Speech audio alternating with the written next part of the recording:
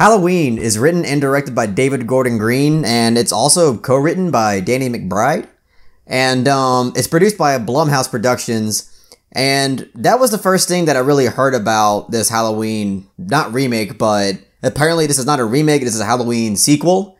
That's, I guess, trying to erase a lot of the horrible Halloween sequels that we got.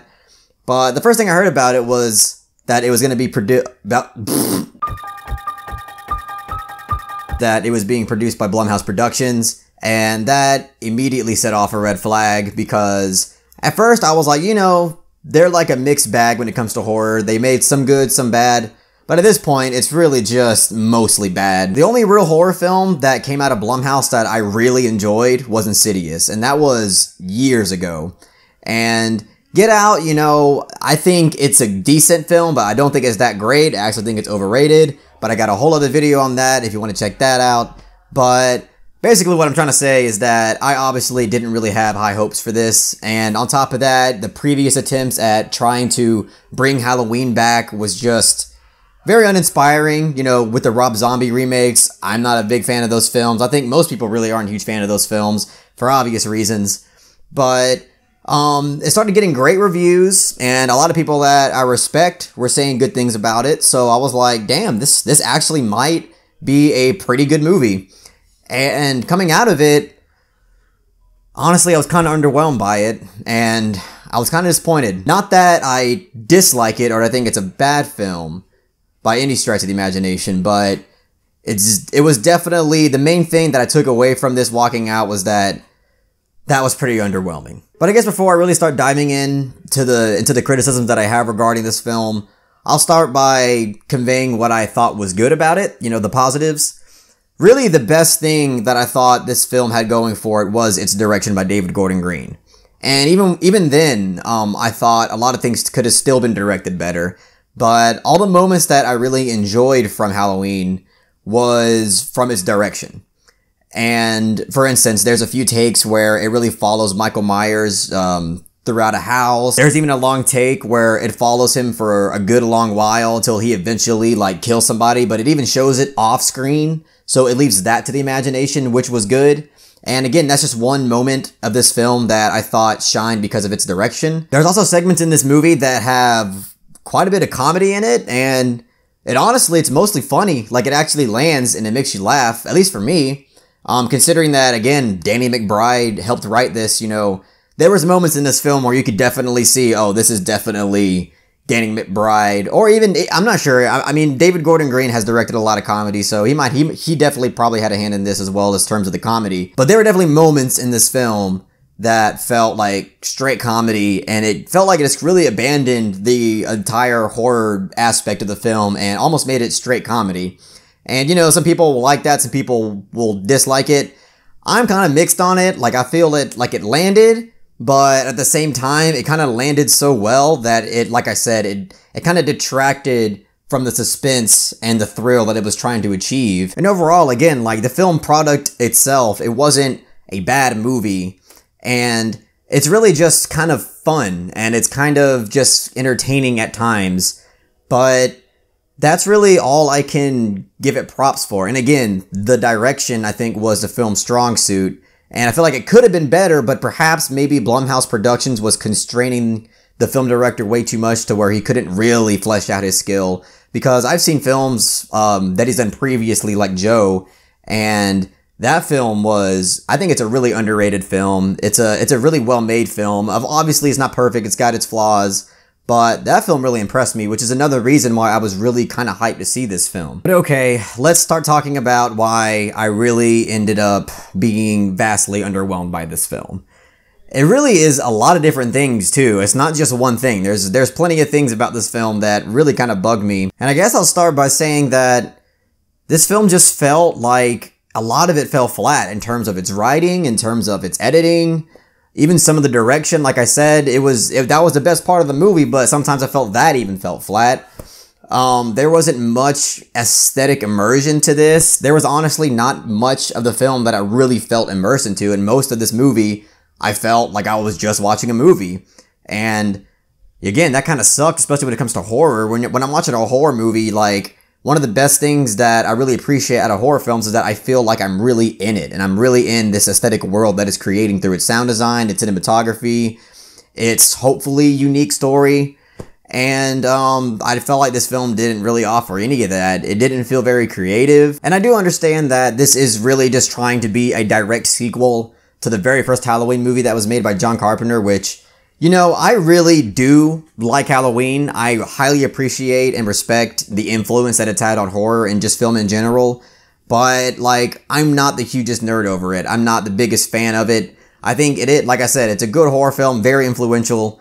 But, like, if someone asked me what my favorite horror film is, you know, Halloween probably wouldn't even really be in my top 5. And, you know, that's not saying anything. That's just my personal opinion. But even though I understand that it's trying to be a direct sequel, and that's very apparent because there's a lot of kind of homages that it tries to do, that it tries to establish in this film. There's a lot of trying to really reach at people's, like, nostalgic value from the first one. And some of it worked, some of it was okay because it was kind of subtle, but some of it was just so on the nose and so in your face that it kind of just takes you out. So even taking that into consideration, that it's trying to be a direct sequel to the first and really trying to maintain the spirit of the original, that's really no excuse for poor editing, some bad acting, honestly, and again, just some kind of lazy spoon-fed writing. And again, this movie is filled with lots of exposition. A lot of exposition. And the way that the exposition was conveyed in the movie just felt really plastered on and lazy. Jamie Lee Curtis's character has a daughter in this movie that we follow. We also follow her daughter's daughter, which gets into a lot of meaningless subplot that I'll get into in a second. And the movie reveals her daughter's backstory in a very, like, out of nowhere and very just, again, just not... This film didn't flow at times naturally in terms of its exposition and in terms of other things as well, but when it came to the exposition of her daughter, it just felt like, what? Like, when I was watching this, I was like, this is a really interesting backstory and idea, but I just wish that it was conveyed in a way that was paced better and kind of drawn out a little longer and more intense in terms of how it's revealed. And here it was just, oh, everything at once. Here's all the information kind of out of nowhere, and this is who this character is. And again, a lot of the information that we get in this film just felt very just spoon-fed. Here it is. And that was, again, it's really underwhelming. But, you know, I get it. It's a slasher. It's kind of this B-grade horror. But I mean, in this day and age, in 2018, there are a lot of really creative and fresh horror films coming out that are just really unique and subversive and just aesthetically pleasant. And this film, I can't say really is one of those films or even close. And if that's not what this film was aiming to be, that's fine. If you just want a, you know, kind of a fun movie where Michael Myers kills some people and you just want to see some fun gore on screen and maybe see one interesting plot element involving Jamie Lee Curtis's character, then yeah, I mean, you'll probably really like it. And if that's what you want, then go ahead and watch it. But for me, just someone who wanted something that was a little bit more creative, a little bit more suspenseful, by the way, this movie, I didn't really feel suspense. There was, I think, only maybe one moment in this film that I felt like genuine suspense. Everything else just felt like really predictable. And again, like, even if you're gonna go see the movie for Michael Myers killing people, fair warning, I mean, it takes a long time for anything gritty to actually happen. And, you know, when it was happening, you know, because the beginning, well, at least after the opening title, it really slows down and it spends a lot of time trying to build characters in this movie. But I was first appreciating that, right? And I just didn't care after a while because all that buildup kind of led to nothing really significant. And like I was trying to say, if you're going to this movie to see just Michael Myers fuck shit up, this still might disappoint you because it takes a long time to get to that. And even when it gets to that, a lot of the kills are kind of unsatisfying due to just kind of bad reactions from the actors and the way that it was just kind of executed. And on top of that, you know, the score to this film wasn't that great either. And it sucks because it actually utilizes a lot of the original score from John Carpenter's Halloween. And the way that some of it was done in this movie, it just kind of felt cheesy. Like, it felt like, you know, again, I'll say it again, I love Halloween, the first one, but there's no denying that, you know, if you were to watch it now, some of it would be a little cheesy. And I felt like when it came to the score, they didn't really even try to, like, make it to where it's immersive in this day and age. They were just like, okay, let's go ahead and just plaster the original 70s score and, you know, not really care whether or not it's actually immersive or not. Maybe to some people it worked. That's fine. But for me, it just really didn't work for the most part, and I felt like it could have been done a lot better. Not to mention, the opening scene to this movie really frustrated me and kind of set up the tone of what I was going to be experiencing for the movie there on after. And, you know, when the opening scene was happening, where one of the journalist characters confronts Michael Myers, you know, I thought it was executed for the most part honestly well, but the way that it transitioned into the opening title of the movie, it just didn't work. Like, it fell flat, it wasn't smooth, and it just felt forced. And when I watched that, I almost was kind of like, I wonder if I was the only one that noticed that. But the people that I brought with me to the movies, they said the same thing. They said they were pretty thrown off by that transition. And they also didn't like the movie very much either. And my cousin, who I brought with me, is a huge Halloween fan of the original. I guess I should say that because there's some Halloween movies that are shit, but he's a huge fan of the original Halloween movie. And he came out of the theater pretty underwhelmed, just like I was. Again, it's not horrible. It really isn't horrible. It just isn't what I would want out of it. And one more criticism before I really give my grade and just give my overall assessment of the entire film is what really bothered me a lot about it, and I think is going to bother a lot of even casual moviegoers, is that there's tons of moments in this movie that suffer from just stupid person syndrome.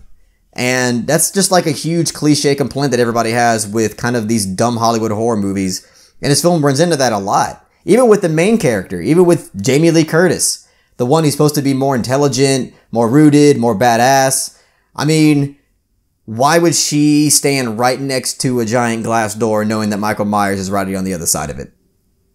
I mean, spoiler alert, whatever, but, you know, why? Like, it's just stuff like that just really bothered me, and that's not even the worst of it. There's at least 3 to 4 moments in this film where characters just make stupid decisions, and it's just kind of tough. It's kind of tough to really get immersed in a film like that. So overall, I didn't hate it. I was just underwhelmed by it. There's things to like about it, but in my opinion, there's a lot more things to be concerned about, and there was a lot of things in this film that bugged me and really took me out. I wasn't really immersed in this film at all, unfortunately. But if you really just want to see a Halloween movie that's at least a little bit better than the Rob Zombie ones, then go see it. Then you'll get something out of it. And like I said before, if you really just want to see Michael Myers kill a bunch of people, regardless of whether or not the kills are really interesting and directed well, then sure, go watch it.